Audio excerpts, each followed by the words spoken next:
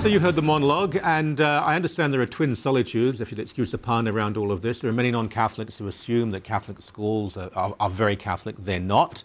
And Justin Trudeau, little Justin Trudeau, hello, Justin, how's the substitute drama teaching going? No surprise at all, he's been invited to a Catholic school to speak because the school is not really Catholic. And hey, you know, he's cute and trendy, and they'll always say, oh, isn't he wonderful? I'm sure the women teachers, if they're not on strike, we want their photo taken with him. But Justin Trudeau is vehemently opposed to the most profound fundamental Catholic teaching. He shouldn't have been allowed in the school, but I can tell you most informed Catholics are not surprised that it happened. What has surprised us is that the bishop, many bishops would have just said nothing. We would hope that a bishop would say, this is wrong. But they're in a tough situation. Often the schools won't listen to them. But the bishop there, who, I don't know the man, and I mean no disrespect. I have great reverence for his role, for his office. But he then came out publicly to support Justin Trudeau, to say he's a faithful Catholic. He's not. He's not. Jack Fonseca from Campaign Life Coalition joins us. I was very surprised when I saw this, because we've all known bishops who won't say anything, just shh. But to come out and support a man who has said, I support full abortion rights, I support same-sex marriage, contraception, euthanasia, I think opposition to gay-straight alliances. What was the word he used? Repugnant? He called the Catholic Church, the bishops, and the Catholic School Trustees Association repulsive. Repulsive. For opposing gay-straight alliance, homosexual clubs, and Catholic schools. Right. And these were not people who dislike gay people. These were people who said gay-straight alliances are contrary to Catholic teaching. Right. They were repulsive. But a bishop, if this bishop comes forward now and says, I got this wrong, and we must all be humble, fine, you get things wrong. But so far he hasn't. But he came out to say that a man who is an aggressive anti-Catholic is a faithful Catholic who was married in a Catholic church. He shouldn't have been. Mm-hmm. This is confusing to me. And I've got to tell you, sorry, before I'm taking up too much time, being in the public eye a little, I had a lot of emails from Catholics saying, if this is what's happening, why am I bothering anymore? Yeah, yeah. It was very shocking.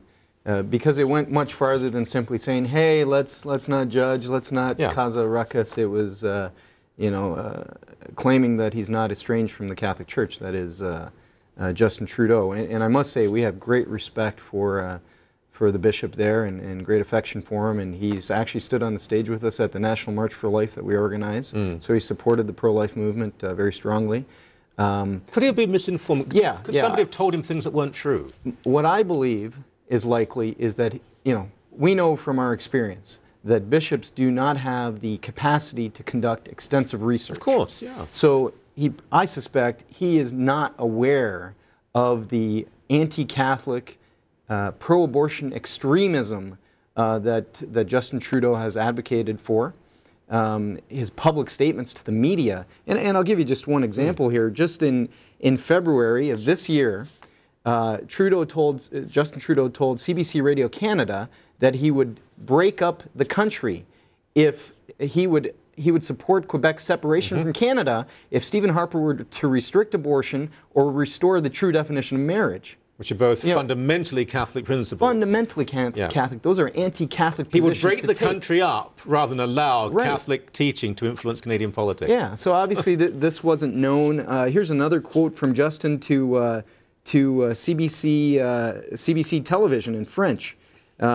He said, quote, as a politician, I have political positions on gay marriage and on abortion that don't at all resemble those of the Catholic Church, end quote. So people watching who have no religious beliefs, and that's entirely up to you, he doesn't have to be a Catholic, but just have the honesty to say, I'm not. I was raised French-Canadian, there's a certain Catholic culture, but I'm not a Catholic. Well, that's up to him, but don't lie, don't pretend. Well, and it goes further than him just not being a Catholic. He's a public heretic. I mean, we're going to burn him. He's a public heretic. It's getting cold out there. No, it's not that. You look up the Catechism of the Catholic Church, the definition of heresy, and you see Justin Trudeau's picture. I'm kidding, but the definition, you read the definition and it lines up exactly with this man. Heresy is the obstinate post-baptismal denial of some truth which must be believed with divine and Catholic faith, or it is likewise an obstinate doubt concerning the same. And so that's what he fits in as. He's a public heretic.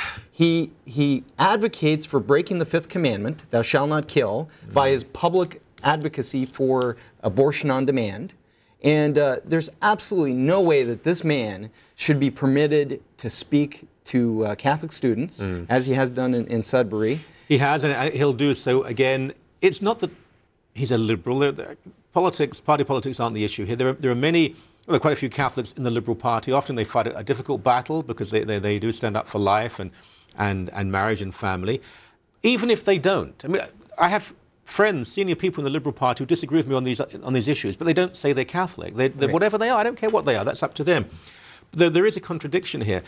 And again, I'm not here to criticize the bishop, but he's a shepherd. And in the Catholic context, Trudeau's soul is in danger here. Absolutely. And the bishop has to say to him, you're in trouble. You're calling yourself a Catholic, but not only are you wrong on issues, you're leading people astray. All these kids are going to be influenced by you. He said he was a great influence on the children, didn't he? The bishop said he could be inspiring. Well, what are you going to inspire them to be?